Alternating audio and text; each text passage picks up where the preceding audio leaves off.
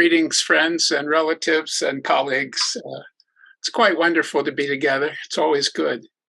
And for those new to Bowman Wellness, I invite you to join our community. It's free, it's supportive, it's diverse, it's inclusive, it's exciting, and it's really groundbreaking. So we're here to make a difference in the world. And quite a few years ago, I don't know, 16, 17 years ago, a young Julie Mathews was my student in the school. And, Julie is Julie. And she's just so bright and so strong and so positive and capable. And, in the Bowman College program, she chose autism as one of her projects, so that's what we do. We focus on a topic and we start to do research, and then we're encouraging everyone to begin to share that research and develop it and expand it. So, Julie's done a beautiful job with that. So for the past 2 decades, really, she's been dedicated to helping people with all types of health issues, autism being one. And then she and her husband and her colleagues have also put together a training program on personalized nutrition, which is really quite remarkable because we speak of biochemical individuality often, but when it comes down to, but really, what do I do? How do I know what differentiates me? How do I make decisions? Julie's built an algorithm and a learning process that I'm looking forward to hearing from her. So, with great love and appreciation, I bring you Julie Mathews. Thank you so much, Ed. I am thrilled to be here. And yes, it's been a long time. I think it's been like 20 years, maybe. It's been a very long time. So I'm excited to share what I've been up to since then. And really, it is a continuation of what I started at Bowman. So I'm very grateful to everything I learned and the teachers there who really encouraged me to keep going on this subject. And I haven't stopped yet. So let me go ahead and share my screen. So today we're going to talk about personalized nutrition is the future and where we are going as a healthcare strategy and, and as nutrition professionals. That's really where the field is going. And that's really encouraging to me because as a nutrition consultant that has been practicing for over 20 years now, that's what I discovered was the best way to get results with people. And so that's why I created what I did. And now it's great to see that this is where the field is going. And it makes a lot of sense because it's what gets the best results. So, this is, information, not advice. I'm not a doctor. And so I have the Bioindividual Nutrition Training or Bioindividual Nutrition Institute, which has a couple different training programs for practitioners.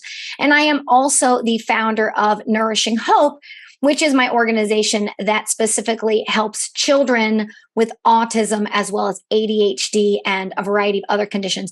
My first paper, my first year at Bowman was on ADHD. And the second year, my project was on autism. So that's a little bit about me. I lecture all over for parents and for professional organizations and do lots of research because I love doing that. I'm a published researcher. I'm very excited that I was part of a published study a few years ago now on autism intervention. So if people have any questions about that, I'm happy to talk about it. But basically looked at 6 nutritional interventions, including a healthy, gluten-free, casein-free, and soy-free diet, as well as a variety of other nutrients that we spaced out approximately monthly over the course of a year. We followed them over the course of a year and got really amazing results, like almost a 7-point increase in nonverbal IQ and 4.5 times the developmental age improvement, all sorts of really great things, including GI improvements and all things. So I love research. I'm currently getting my master's in medical nutrition over at Arizona State University and doing more research there. So anyway, I love research. And part of that is, that's just my nature. And because from the very beginning of what I have been doing, I have been told, even by many doctors, that there's no science behind what to an approach of using diet to help children with autism and other conditions. So I knew that wasn't true. So I feel very passionate about sharing the science, doing research, and all sorts of things. So that's a bit about me. So I came up with what I call bio-individual nutrition. And, the concept behind that is pretty simple. We're all unique and we all have unique nutritional needs. And that really does resonate with individuals that are out there that are looking for an approach because that makes sense to them. So there's some really fun or interesting new research that's out on personalized nutrition. So there was a report that was out, the Global Wellness Trends report a couple years ago that said, that really talked about the future of healthcare and how, nutrition gets very personalized as, the approach that's going to be the most beneficial. So, really looks at, and these are some of the aspects that they talk about in the paper. So or the guide, they talk about the power of me, one size doesn't fit all, diet confusion, different environmental influences, the influence of genetics, and how personalization works. So that's a really fun report if you want to learn a little bit more about what's out there. There's also another great position paper that came out by the American Nutrition Association on personalized nutrition. And they state there that personalized nutrition holds tremendous potential to improve human health. And they look at some of the aspects that I talk about a lot in bio-individual nutrition, which is looking at the individual's biochemistry, their metabolism, what their genes are, what their microbiome looks like. And they use all of that to figure out what the best nutrition for an individual is, what types of nutrients or supplements they need, what types of dietary patterns, what times of the day they might eat. Do they need more intermittent fasting? Do they do better with more frequent meals? All of those types of things are influenced by what is going on inside the individual. And that's what we're going to talk about today, what those things are from my perspective. And then another paper was done on the systems biology of personalized nutrition, looking at macronutrients, micronutrients, and then other recommendations, depending on what is going on for that person. So I'm very excited that after all of these years, there is a lot more information on that. And there's actually some interesting research. And there was a really, I think, really interesting study, and I can send people the paper if they want it, on twins and blood sugar. And they looked at how people respond to sugar and what their blood sugar response is. And they found even in identical twins, only 50% of the blood sugar response was associated with genetics. And that other factors played an equal or more important role, including your stress, your sleep, your exercise, your microbiome. And so I think that's really interesting. So even when two people share the same genetics, their nutritional needs are unique because of all the other things that toxins we're exposed to, whatever else is happening for us as what our microbiome looks like. All of those things are going to affect how we tolerate certain foods and which foods we thrive on and which ones we don't.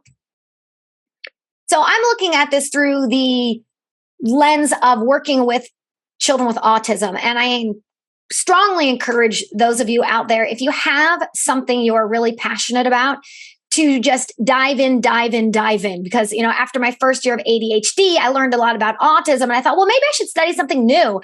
And my teacher at the time had said, no, I strongly encourage you to keep going. And I'm really glad that I did. Not only am I an expert in autism, but it helped me understand nutrition as a whole better, because I was able to cut out all the noise of all the other factors and really focus on this one area and go very deep into it, and able to see how this one population did with all these different compounds and what was going on for them on a biochemical level that influenced what they tolerated. Then I was able to broaden it out and say, oh, parents of these children also have similar conditions and also respond similarly to diet. So a lot of kids with autism have parents with autoimmune issues and digestive issues. And so when we look at those factors, they might not have developed autism, but they developed something different. But that what's underlying it is often fairly similar. So we can look at what's underlying the condition, the factors, the root causes, things like that, and apply it to a wide range of conditions. So today we're going to talk more about a wide range of conditions, but I love autism. I am always happy to talk and answer questions on autism. And that's, again, how I developed this model. So they're very sensitive individuals. They often have a lot of toxic exposure and not a lot of ability to detoxify those chemicals. So they tend to get a little bit more injured by them. And they tend to need the most nutrient dense foods and some really high quality forms of nutrients in order to, I don't know if bypass is the right word, but to support what is underlying their particular needs. So we're going to talk about 6 strategies today that I use in my practice and like to share with other practitioners that I work with. And the first one's going to be understanding chronic disease and determining bioindividuality. The second is know how foods affect biochemistry and mastering therapeutic diets. And then the next is identifying symptom clusters during the client intake. And then looking at customizing your bioindividual nutrition approach. So we're going to choose different aspects, but we're going to even customize it within those. Like we might say, okay, this person might benefit from this diet. Then we want to customize it even further. Or we might take a couple diets. So we're going to talk about that. Also, guide compliance with tools and resources. And actually, this reminds me of a study that I read recently that said that you get the most compliance from your clients when your approach is personalized. And so that, I think, is another really good reason to personalize it and to provide tools to help them be able to follow the diet. And then the sixth one is personalize your support to the specific needs of your client. So we'll start with the first one. These are my 6 pillars of bioindividual nutrition. So we're going to talk about the first. Well, actually, we're going to talk about all of them throughout this conversation. So chronic disease, and people often ask me, well, what causes autism? What causes autism is the same thing that causes chronic disease, and that is a combination of your genes and your environment. So it's usually certain genetic predisposition combined with certain environmental assaults that creates either health or disease. And in this case, that's where chronic disease sits, in that intersection. The good news is nutrition is the link between our genes and our environment. So if we have certain genes, maybe we have a gene SNP that affects folate, we can use nutrition to support that. If we have certain environmental assaults that cause maybe certain inflammation or detoxification challenges, we can use nutrition to support that. So the good news is there is something you can do. To the public. And then from there, look at, what I do, which is bioindividual nutrition. It will go up after this fall. I do think we have somebody who isn't muted, so just a little note there. Underlying. So, as long as you're an active member. And you know what you can also do on the Bowman side is if you mute everybody, you could probably do that. Okay. So underlying factors that I like to look at with bioindividual nutrition are inflammation and immune dysfunction, detoxification, digestion, microbiome, methylation, transsulfuration and sulfation, detoxification, mitochondrial dysfunction, cellular metabolism, and gene expression. All of these things happen in autism, and many of these things also happen in, name it, depression, anxiety, autoimmune conditions. So these are some of the factors that I use to help bioindividualize and personalize the approach. Then the second part of that is, how the second step here is to how do foods affect our biochemistry, and then how do we master therapeutic diets? So to me, the target, what we're really looking to do is to determine the foods that we need to remove, but not overly remove foods, because foods have nutrition, foods give us variety, both for our immune system and our nutritional needs. So we don't want to overly restrict, which can happen. I see it's a frequent error that happens or challenge that happens. And so we want to eliminate what we need to, but not overly eliminate. And so there's also a relationship. It's a two-way relationship between food and our biochemistry. So our biochemistry, the chemistry of our food affects our body and our biochemistry, and how our biochemistry affects the foods we tolerate. So it's a really important relationship. And so understanding those two things is a part of the core of what I do when I'm using bioindividual nutrition. These are some of the food compounds that I look at. And I think, everybody has their niche, their specialty. And I'd say that my specialty is really therapeutic diets and these food compounds. You'll see as we go, I love biochemistry. It's funny because I didn't love it in undergrad, but I love knowing how it can influence the foods we tolerate and don't tolerate. And so these compounds can have good properties, some of them not so much, but they can also have problematic properties. So we'll jump into some of these now. I mean, some of my favorites, well, I say favorites in terms of things that are going to make you appreciated by your clients, things that they've probably never heard before and things that might be really helpful to them. Salicylates, amines, oxalates, glutamate. Those are some of the big ones for me that a lot of people are not as familiar with that I think can make a really big difference. There's also FODMAPs and certain types of starches, a whole list of things that you can see here. So if we go into some of those phenolic compounds, the salicylates, the different types of amines, which include histamine, but histamine is a non-phenolic amine, but also really important. And then glutamate. So you can see here, some of these are really great foods. Some of our favorite kind of healing foods are in this category, right? Herbs and spices and berries and grapes and, almonds and honey, all these kinds of things, along with in amines and glutamates, we have bone broths and sauerkraut and cultured foods and all that good stuff. So I'm not saying these are bad foods. It's only if you can't process them, they will create reactions for you. And my other point here is this doesn't mean if you don't react well that you should avoid them forever. We'll get to some of how my approach differs from some of the other dietary approaches out there. And part of it is how do we heal and work on those underlying systems so we can eat these wonderful foods again. So poor sulfation underlies some of what we were talking about there. So autism has poor sulfation, as does ADHD, but depression, IBS, and a whole host of other autoimmune issues and other conditions involve poor sulfation. And if we don't have sulfation is one of the things that processes these salicylates and phenolic compounds. Also, poor sulfate usually means we have low sulfate, which can affect our ability to tolerate things like oxalate. That brings me to oxalates. So they can be very inflammatory, create a lot of oxidative stress. They do bind to minerals and cause mineral deficiency or depletion. They can actually disrupt mitochondrial function.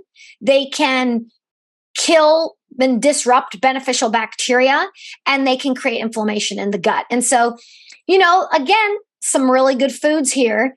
Here's what I would say on oxalate. Some people in the oxalate world would say oxalates are poisons, therefore always bad. I'm a little bit more nuanced than that. I'm not even dogmatic. I try not to be dogmatic at all if I can avoid it. So for me, oxalates, my thing on oxalates would be get a variety of foods, but be aware of the extremely high oxalate foods and maybe minimize some of the extremely high ones, and then just, do your best. And again, the threshold, whether someone needs low oxalate or just a normal amount of oxalate is different than these super high oxalate diets. So you might have clients with 500, 1,000 or more milligrams of oxalate in the day, whereas a low oxalate diet is 50. Your average serving of spinach is 500. A quarter cup of almond flour is 450. Again, I don't want to turn people away from these wonderful, nutritious foods, but just having an awareness can make a huge difference for people and can help people figure out how to personalize that diet for themselves. And one of the things we'll go into later is how do we figure that out? And then there's FODMAPs. So I won't go into all of this too much, but they're different types of fermentable carbohydrates, and they can affect the bacteria balance in our gut, and they can create a lot of inflammation and pain and symptoms for people. And there's actually a lot of research on the low FODMAP diet. So some of the diets I use, these are some of the ones that I talk about when I work with not only my clients, but when I train professionals as well. So you can see some of them here. I won't go through all of them, but you can see there are a lot of them. And every year there's new ones. So the new one is carnivore diet. And, when I started, it was GFCF diet. Then it was like the low salicylate diet. Then I did the low salicylate diet. Then it was the specific carbohydrate diet. And you can see every year new ones come out. And they all have some beneficial properties. The secret is to figure out who needs what and why. So when you stop the guesswork and are able to really get targeted and create a plan, and a methodical plan, because otherwise we're just kind of throwing darts at the board. And, it's hard to do a special diet. So clients don't want to do something and fail and do something. Not fail for them, but it was the wrong diet. And then again and again. So that's what, where when you know what your at least top list of suspects is, you can create a nice methodical plan to figure out how you want to proceed. And that is going to help your client immensely. The third part is identifying symptom clusters. And that's one of the ways I help to identify what might be going on. So for example, you might have a food compound 1, which is associated with more irritability, aggression, hyperactivity, red cheeks, red ears. You might have another compound, which has, pain, chronic injury, kind of chronic inflammation that goes to the site of chronic injury, deficiencies, poor growth. But in the middle, you've got fatigue and anxiety. Well, so the two compounds, by the way, are number 1 is salicylate. Number 2 is oxalate. The overlap is, obviously the overlap of the two. So by understanding symptom clusters, someone came to you and said, well, I have a lot of fatigue. Well, you're not going to know what it is because, by the way, these are not only the only 2 food compounds that can create fatigue. We know that iron deficiency can create fatigue and all sorts of other things. So figuring out what those things are and creating a bigger picture.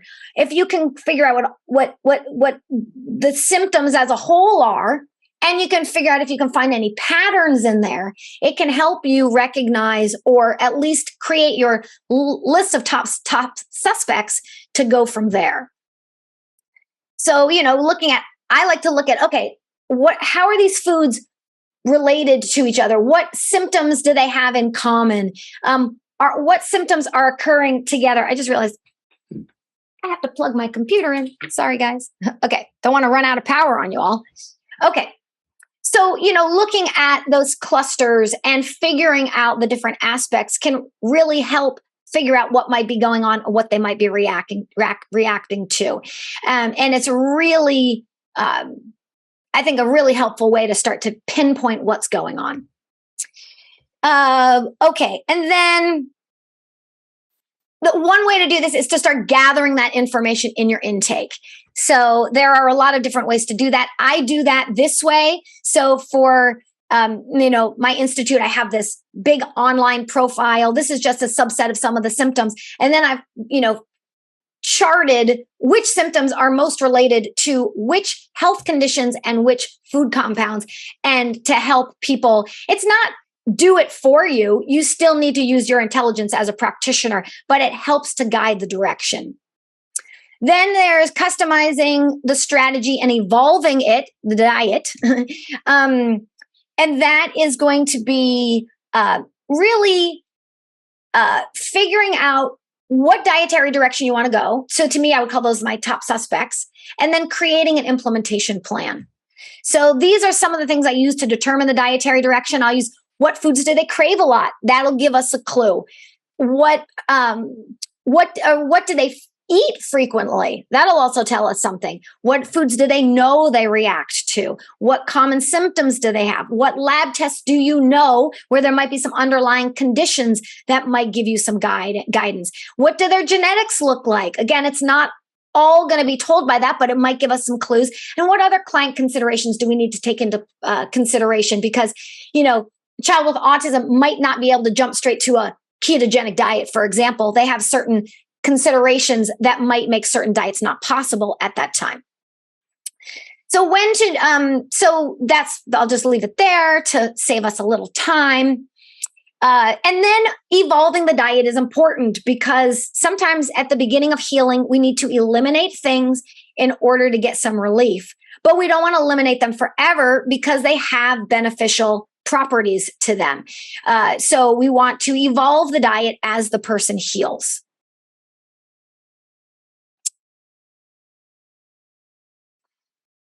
All right. So then when we address those underlying conditions, so we can tolerate more food. So that's what I had kind of alluded to way at the beginning. What is, I think, different about my approach as well is that a lot of times someone will say, "Ooh, I'm the advocate of this diet or the creator of this diet or whatever it is." It's always about, how do you do the diet? Great. We need to know, how do you implement the diet? What foods do you need to avoid? What foods can you eat? But rarely do they tell you, how do you get off the diet?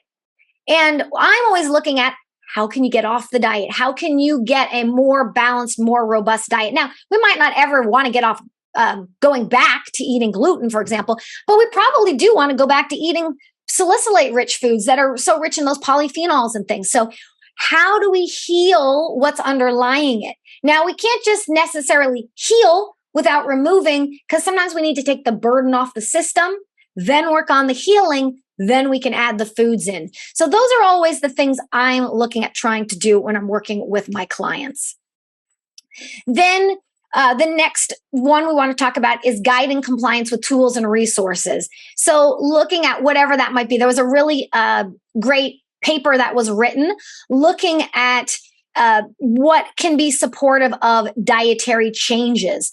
And in the paper, they said diet counseling that is easy to understand and use, and that includes healthy food options, cooking methods, and practical guidance.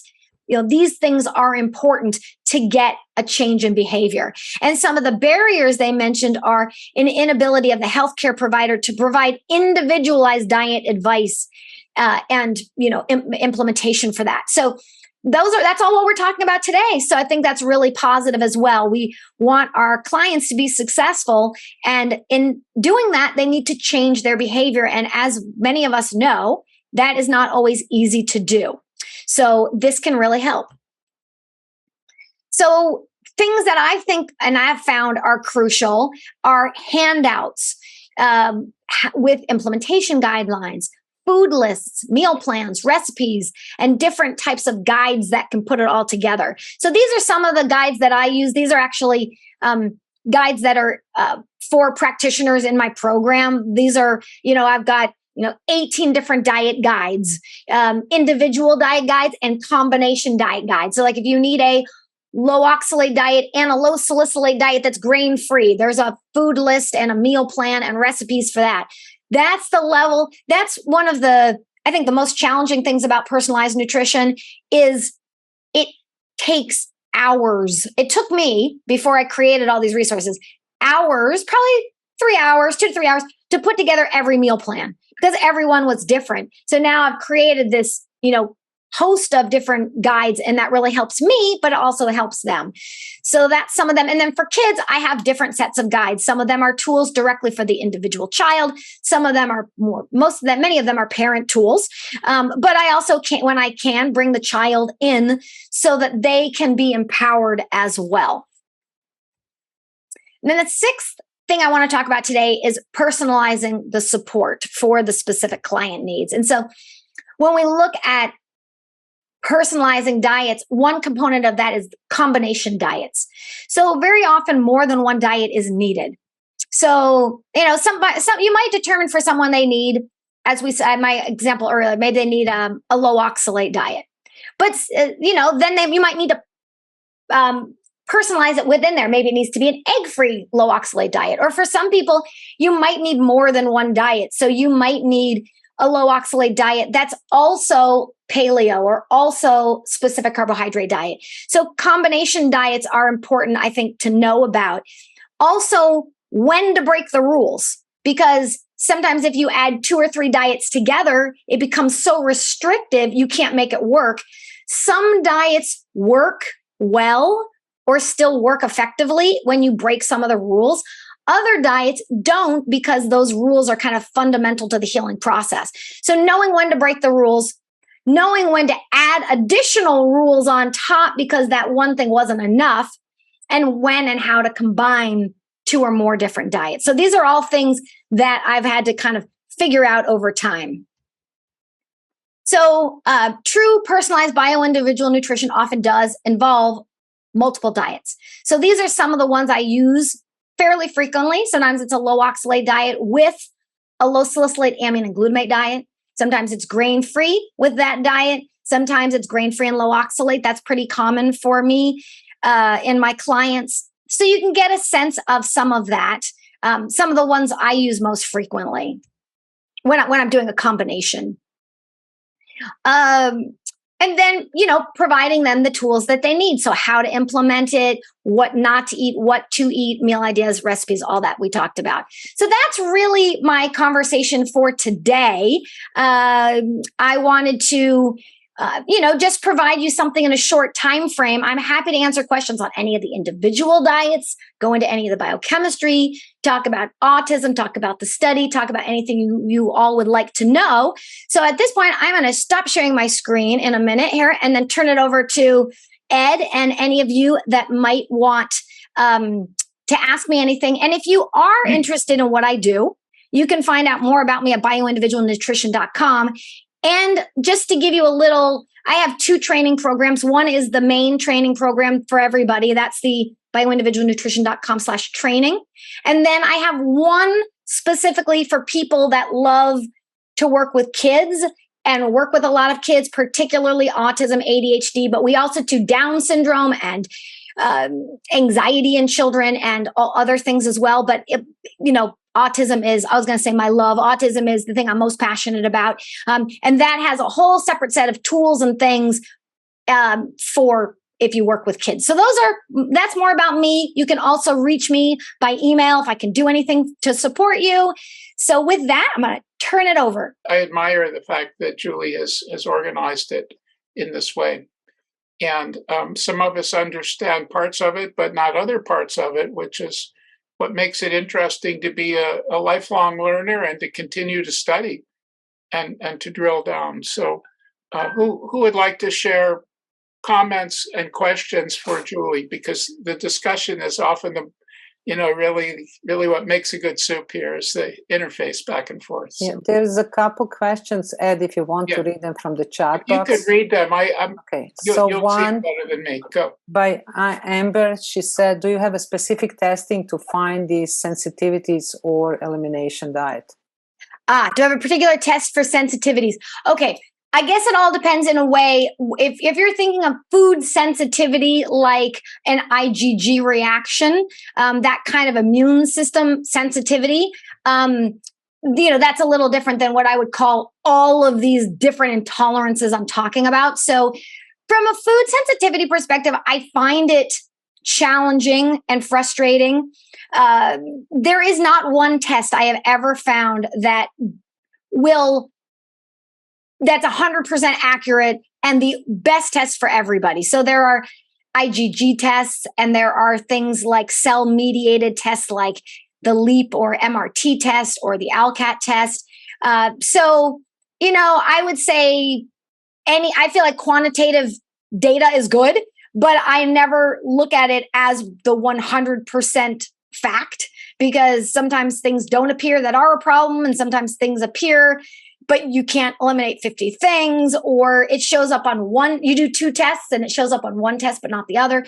So I would say those are a couple of the ones that I think are most popular that I've seen over the years, but I would leave it at that as that. This is probably one of the more frustrating areas that I find is that I haven't found one thing that really, nails all of that for everybody. Then if we're talking a broader sense of any of these types of compounds I talked about, I really use a combination of some of the things I mentioned there. What symptoms do they have? What are those common symptom clusters that are most commonly associated with certain compounds? what underlying biochemistry is often the most likely to cause someone to not to be able to react well to something. So my point on that is other ones I'd have to go one by one, and they don't all have good testing. So my experience is things like salicylates, there isn't a really great test that I found that will tell you that. And then you have to really refine it further.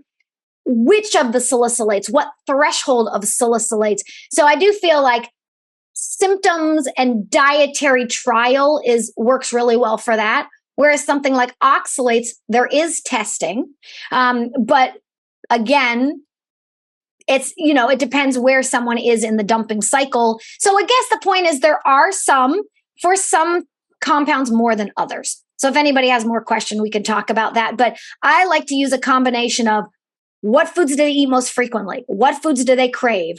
What reactions do you know that they have? What symptoms are most commonly associated with those food compounds?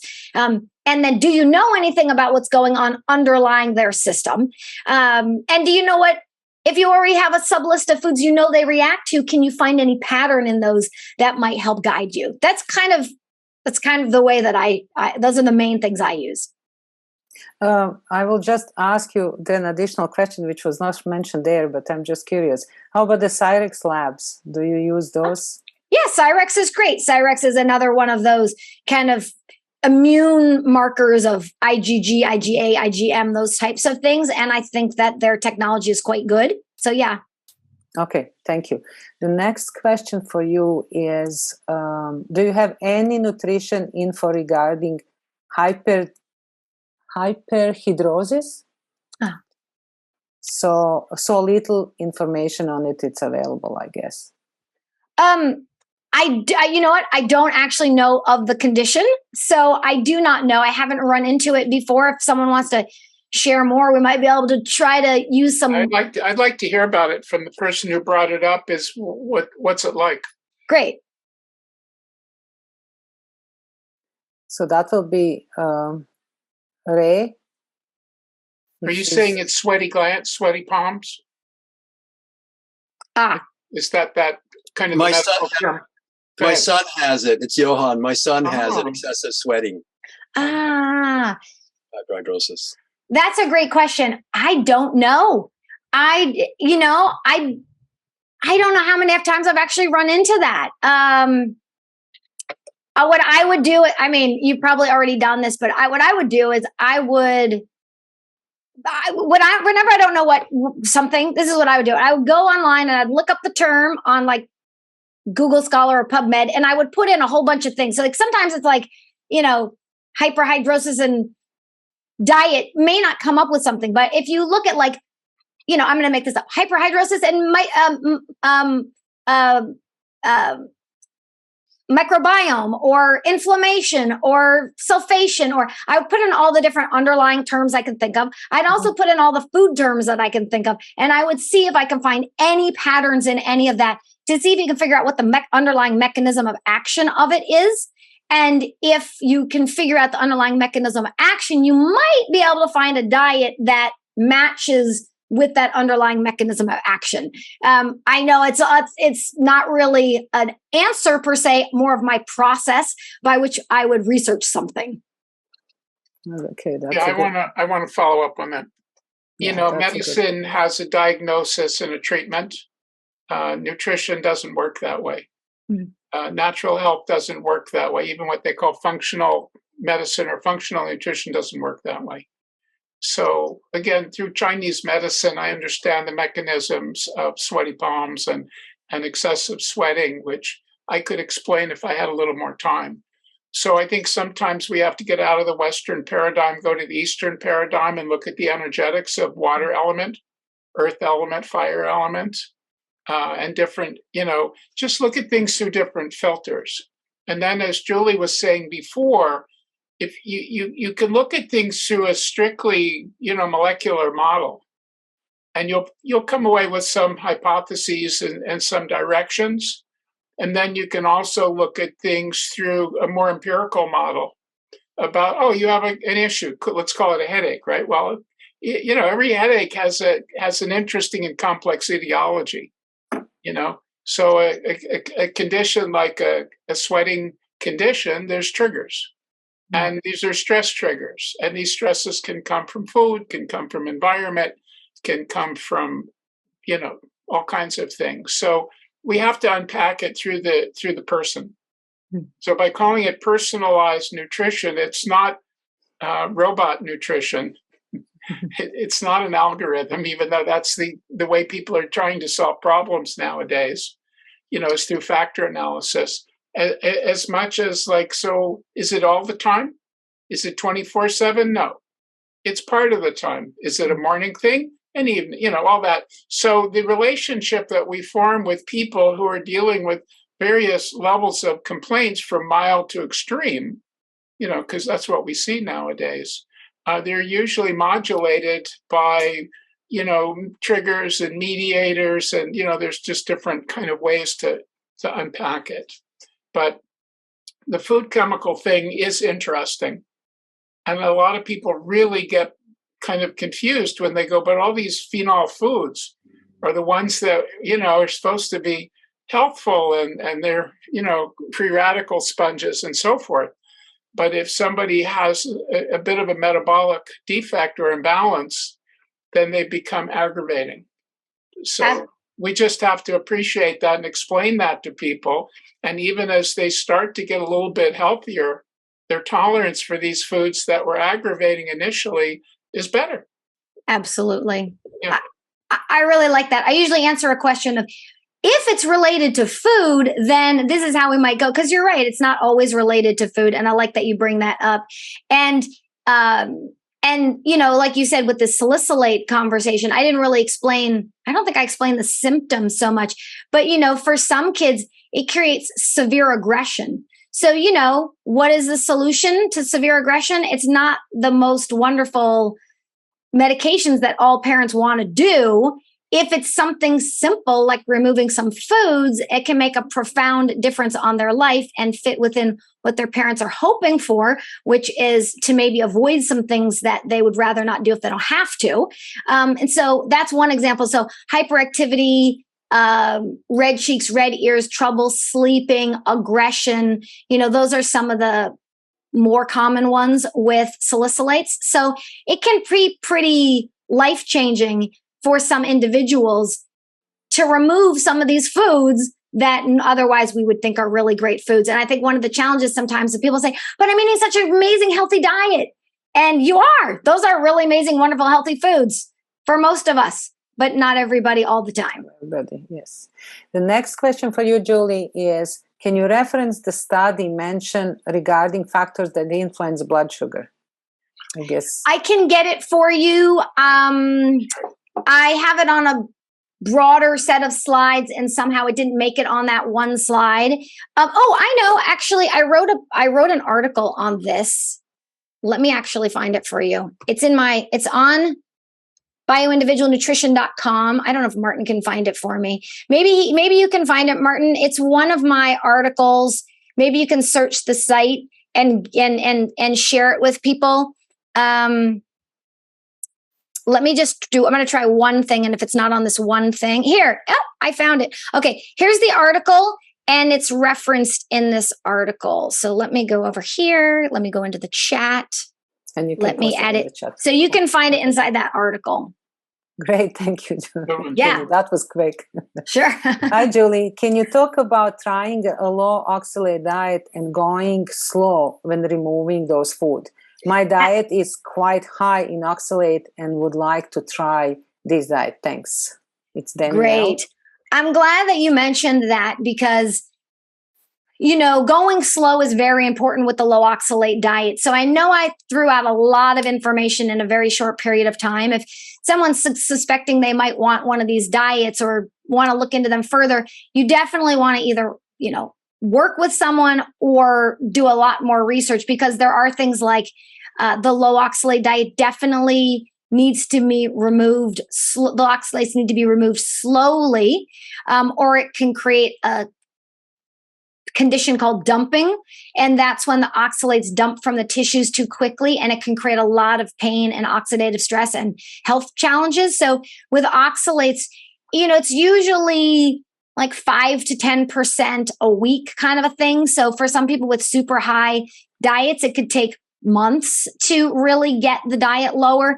Again, it is individual, so I can't say exactly how everybody should do it, but it usually should be quite slowly. Okay, the next question for you, that was great answer. Next question for you, it's, have you found that stool test like Viome help to identify food to avoid? That's a great question. I mean, I think all of these things are data, and I think data is valuable. It's a place to start. My experience with any of these types of things is that, in a way, it's only as good as the science that's out there that it's based on. And we're always learning new things all the time. So I've had some people feel like it missed a few of their key issues. And that, it's a machine. Like as Ed was saying, for me, bioindividual nutrition is not, robotic, whatever you want to call that, like a particular protocol, right? So just because you have this gene and that gene, or this microbe or micro genes or whatever, doesn't necessarily mean that that's going to work for everyone. And also it's the combination of them all put together. So I just feel like it's one potential thing that people can use. And if you try it and it helps, great. But for me, I don't like to take any one test. I wouldn't take any genetic test or any one thing and assume 100% accuracy, because, these use AI learning and we're always learning more, and there's all new stuff coming out, and everybody is unique, and they have not only genes, but they have their environment and stressors and other things. So I think it's one potential tool that could be used. Great answer. Thank you. Next question. It's gluten causes auditory and visual hallucination in my autistic daughter. Recently discovered she has similar symptoms with rice, corn, soy, lentils. Any additional info you could share regarding avoiding similar triggering foods? That's an interesting question.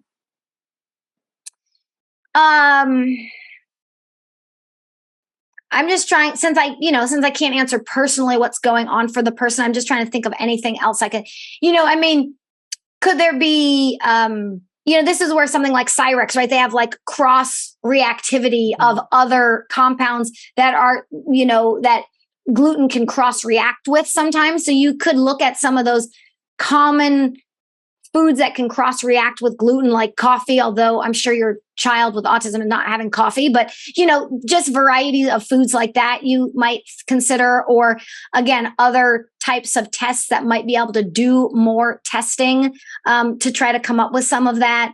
Some people might look at, there is, when we think of gluten, we think of we're often thinking of actually gliadin, not gluten itself. It's one of the gluten fractions. There are other glutens. There's types of gluten in rice. There are types of gluten in corn. So, some people do better with a grain-free diet that gets out all the glutens. So, just things to consider on your journey. Yeah, I would say I would start with that. If you have further, we could try to dive in further. Yes, Ed. Hi.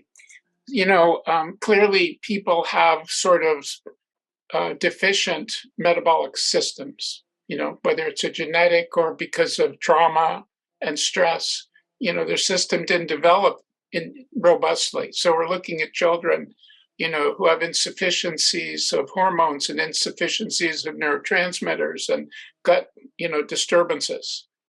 My question then is, how much have you seen improved cooking, cooking healthier, cooking better? Because oxalates are diminished with proper cooking. So most people don't eat a raw diet. Some people eat a raw diet, but that there's these compounds are fairly, altered through heat. Now some are actually worsened with bad cooking conditions, or potentially, and I'm just saying potentially, microwaving, which is big deal. That's how people prepare a lot of food. So I think that kind of food integrity has certainly become a problem across the board, and then also metabolic integrity is a problem across the board. So Definitely. for most folks, having a digestive weakness makes them more reactive to all kinds of things. And strengthening the digestive system through herbs, through foods, through supplements, through enzymes, hydrochloric, pancreatin, whatever choice people make, will really shift the sensitivities and the healing process. So I want us to remember that, because we can't avoid life. Right. You've seen people, I've seen people, they go, I'm allergic to everything. Oh yeah. They have like 2 foods. Yeah. Well, even so. So again, you get what I'm saying. I'm agreeing with you. Like, I don't think 2 foods is healthy, and they're not even doing well on the 2 foods. So, that's not a solution, like you said. I think a couple things there. Absolutely strengthening the underlying system, which is why I said I try to use diet as a temporary thing to reduce the burden so you can work on the healing. Absolutely. I 100% agree with that. And then the cooking thing's a great question. And it all depends on the person and the compound. So for some people, slow cooking their meats helps to make them more digestible. For some people, slow cooking their meats creates more amines and glutamate and isn't helpful. So again, it all depends on the person. Oxalates, are diminished by soaking. The soluble oxalate is diminished by soaking as long as the water is poured off. Not all of the oxalate. So it depends what portion is soluble. The other thing is oxalate is reduced by boiling, because again, the nutrients go into the water. Some of the oxalate goes into the water, but only about, it ranges from like about 25 to 75%. So on average, it's about 50% for some of the foods. And for a super high food like a spinach at 500, 250 doesn't really buy them much. But for other things, it can make a huge difference. So soaking your millet and draining the water, then cooking it more like pasta where it's boiling in the water and then dumping the water makes a huge difference, and can take a food that might be on the borderline of not tolerated and make it tolerated. So I absolutely think that, good quality, the way you prepare it can definitely make a difference depending on what it is. Just touch briefly on, there's another question just in that line that you're talking about, is what would be the most common symptoms of the high oxalate diet that you have seen in your practice? So symptoms that... most common symptoms of oxalate are usually pain. That's a big one. And fatigue, because it can affect the mitochondria. Well, that's one of the reasons likely for the fatigue. Things like, and sometimes it's like weird, not weird, but symptoms like burning feet, or like you're walking on hot coals, or shards of glass in your, joints, or, that's some of the things I have heard from people. A lot of pain and inflammation. Sometimes it's pain to the site of an injury. So they think, oh, well, that's just my, tennis elbow I had for 20 years. But it could have been originally triggered by that, but it could be continued and perpetuated by inflammation from oxalate. Some people say, cloudy urine, sandy stool, like literally it looks like there's sand in the stool. Sometimes like the super sandy, gritty eyes, not like the goopy eyes.